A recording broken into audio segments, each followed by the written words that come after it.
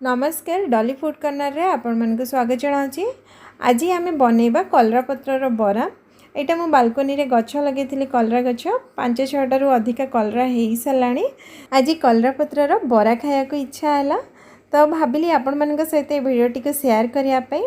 सेमिति तो आम ओडिया घरे ना कलरा पत्र बरा और पिठा यहाँ तो समस्ते बनाऊे आ समस्त को बहुत पसंद। यहाँ आम ओडिया घर गोटे कॉमन खाइबार जाए आ सीजन रे तो निश्चय खाया कथा कलरा पत्र पिठा और बरा को। तो चलतु बनइबा। इन वर्षा दिन वर्षा बहुत होची आ स्पेशली मु कलरा पत्र बरा खाइबा ही कलरा गछ को कुंडरे लगे थी। तो चलतु बनइबा स्टार्ट करवा। तो ये मु कलरा पत्र को भल भाव धोईकी तार जी एक्स्ट्रा पानी सब बाहर कर देची। तो या साइड रखा।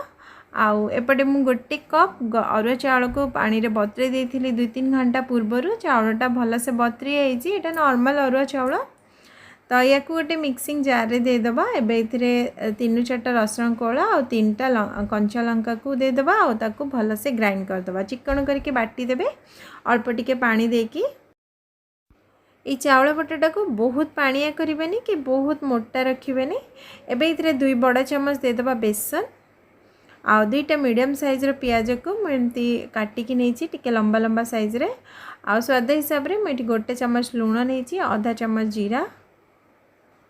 आठी मु कलरा पत्र को एमती बड़ बड़ साइज रे काटिकी नहीं ताकू भी एथरा ऐड कर दबा। एठी आज आम बरा बनाउछंती सेति मैं काटिकी नौची।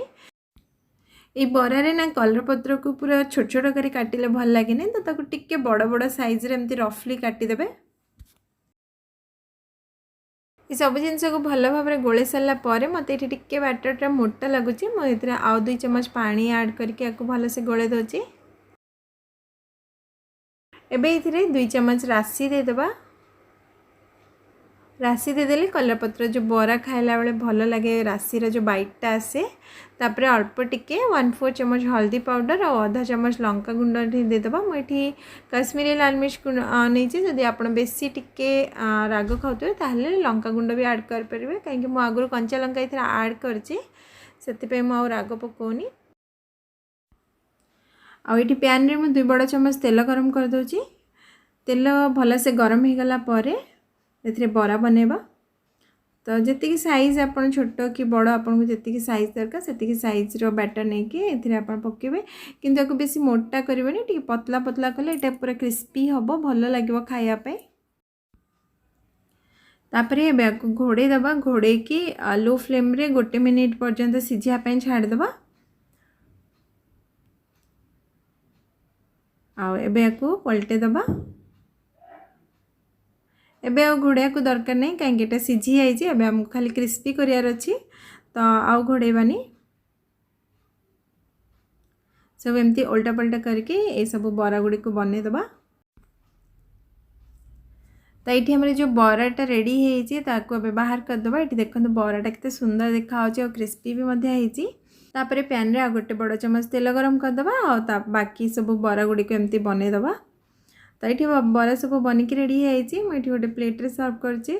आपण ये कलरा पत्र बरा को केमती बनाती ये बनाती कि आउ किसी डिफरेंट वे रे बनाती मो सहित निश्चय शेयर करेंगे। आउ ये कलरा पत्र को आपण केमती खाती मु तो स्पेशली पूरा गरम भात रे खाए कहीं खाली खाइले बहुत पिता लगे। ये मु गोटे कलरा पत्र को भांगिकी देखुची ये केते क्रिस्पी है। आउ स्पेशली को गरमा गरम बनइबे आउ खाइबे तो बहुत बढ़िया लगे। ठंडा हेले तो मजा आसेनी। आज एठी रही पुणी देखा आ गोटे नुआ रेसिपी सहित। Till then take care and bye bye.